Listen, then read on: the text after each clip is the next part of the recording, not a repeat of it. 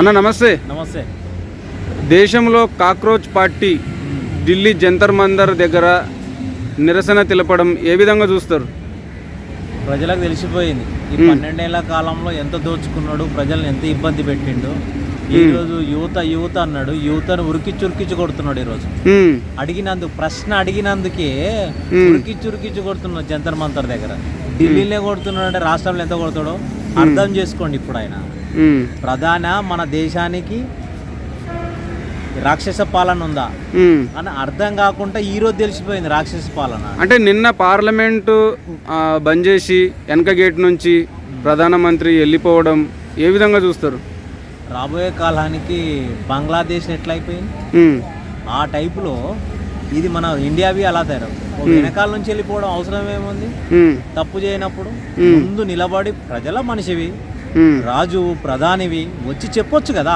ప్రజాస్వామ్యంలో ప్రజలు ప్రశ్నించవచ్చు, ప్రభుత్వాన్ని విమర్శించవచ్చు.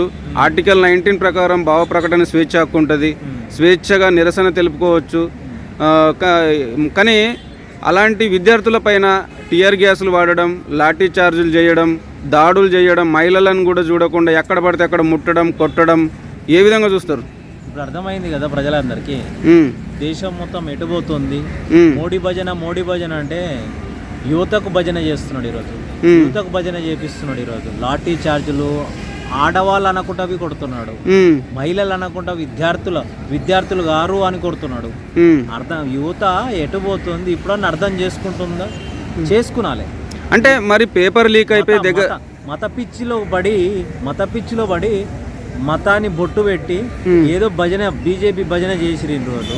ఇప్పుడు విద్యార్థి లోకానికి అర్థమవుతుంది ఇప్పటి వరకు మనం ఏం తప్పు చేశాం.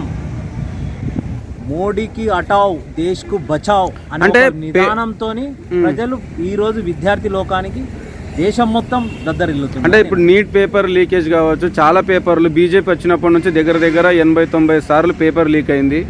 మొన్న నీట్కే 30 మంది చనిపోయారు. వాళ్ళ కుటుంబాలని పరామర్శించలేదు, వాళ్ళ కుటుంబాలకు భరోసా ఇవ్వలేదు. మరి కేంద్ర విద్యాశాఖ మినిస్టర్ ధర్మేంద్ర ప్రధాన్ రాజీనామా కూడా చేయట్లేదు. ఎలాంటి ప్రెస్ మీట్లు లేవు. ఏ విధంగా చూస్తారు? ఈరోజు బీజేపీ అధ్యక్షుడు నడ్డా ఉన్నాడు కదా, నడ్డాకు తీసుకుపోయి పేపర్ ఇచ్చారు. నాయన మా సమస్యలు ఇవి, నిరుద్యోగ సమస్యలు ఇవి, ఈరోజు మేము స్వచ్ఛందంగా వచ్చి మీ దగ్గర చెప్పుకుంటున్నాం అని ఒక లెటర్ ఇచ్చి మీరు ఇప్పుడు విద్యాశాఖకు సంబంధించిన ఉన్నాడు కదా ఆయన ధర్మేంద్ర ప్రసాద్ రాజీనామా చేయమని ఒత్తిడి తీసుకొచ్చారు. మరి తప్పు ఉన్నప్పుడు ఎందుకు చేపియట్లేదు? మీరు నీతికి నిజాయితీకి బీజేపీ పార్టీ అంటే నీతికి నిజాయితీ అంటున్నారు కదా, మరి ఎందుకు రిజైన్ చేపియట్లేదు? ఇప్పుడు 99 లీక్ అయిపోయినాయి. ఎంత 34 మంది 100 మంది చనిపోయారు.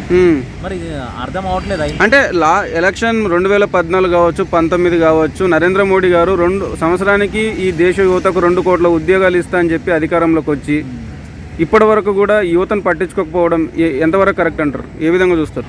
అంటే భ్రమలోపు పెట్టాడు యువతనంతా. మీకు ఉద్యోగాలు ఇస్తా, 2 కోట్ల ఉద్యోగాలు ఇస్తా అని చెప్పాడు. ఏ ఉద్యోగం లేదు. ఈరోజు బానిసలుగా ఉండండి, మేము చెప్పింది వినండి అంతే. మీరేమైనా ఎక్కువ చెప్తే గంజాయి బ్యాచ్ ఆ బ్యాచ్ అని అంటున్నాడు. అంటే టెర్రరిస్టులను ముద్రేస్తున్నారు, ప్రశ్నిస్తే దేశద్రోహం కేసులు పెడుతున్నారు అంటున్నారు. వేరే పాకిస్తాన్ వాళ్ళే ఉన్నారు ఇందులో, బంగ్లాదేశ్ అంటున్నారు, శ్రీలంక అంటున్నారు, వేరే కంట్రీ వాళ్ళు అంటున్నారు.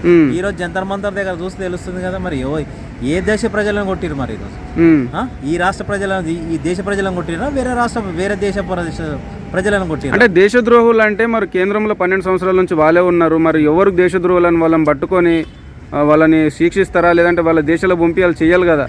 ఈ దేశ యువతనే దేశద్రోహులుగా చిత్రీకరించి దేశద్రోహ కేసులు పెడితే ఎంతవరకు కరెక్ట్ అంటారు?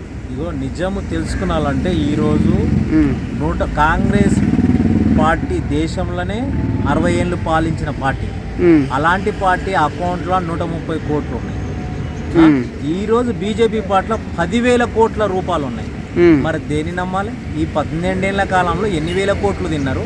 దాన్ని లెక్క అడిగితే ఇయ్యకొచ్చారు. ఈ రోజన్నా ప్రజలు తెలుసుకున్నారు.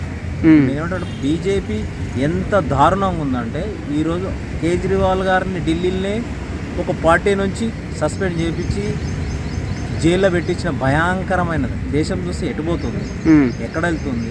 రోజు యువత ముందుకు వస్తేనే యువతను కొడుతున్నావు, ఉమ్. ఏదో ఉగ్రవాది అంటున్నావు, నక్సలైట్ అంటున్నావు, టెర్రరిస్ట్ అంటున్నావు. మరి ఏంది? మరి మీరే మంచి వల్ల ఫైనల్గా ఏం కోరుకుంటారు? ఈ కాబోయే కాలానికి కాబోయే కాలం నిర్ణయిస్తుంది. యువత ముందుకు వచ్చింది. ఈ జంతర్ మంతర్ని కాదు, దేశం మొత్తం ప్రజలంతా రాష్ట్రాలకు పరిమితమై మీ వెనకాల ఉన్నామని కాక్రోచ్ పార్టీకి రేపు ఏమి జరిగిన కార్యక్రమం మేము మద్దతిస్తామని, రాబోయే కాలానికి కాబోయే ప్రధాని మేము ఎన్నుకుంటాము. ఈ దేశానికి మోడీకి హటావ్, దేశ్కు బచావ్ అనే ఒక నినాదంతో ప్రజలు ముందుకు వస్తున్నారని నేను కోరుకుంటున్నాను. ఓకేనా, థ్యాంక్ యూ. వెల్కమ్.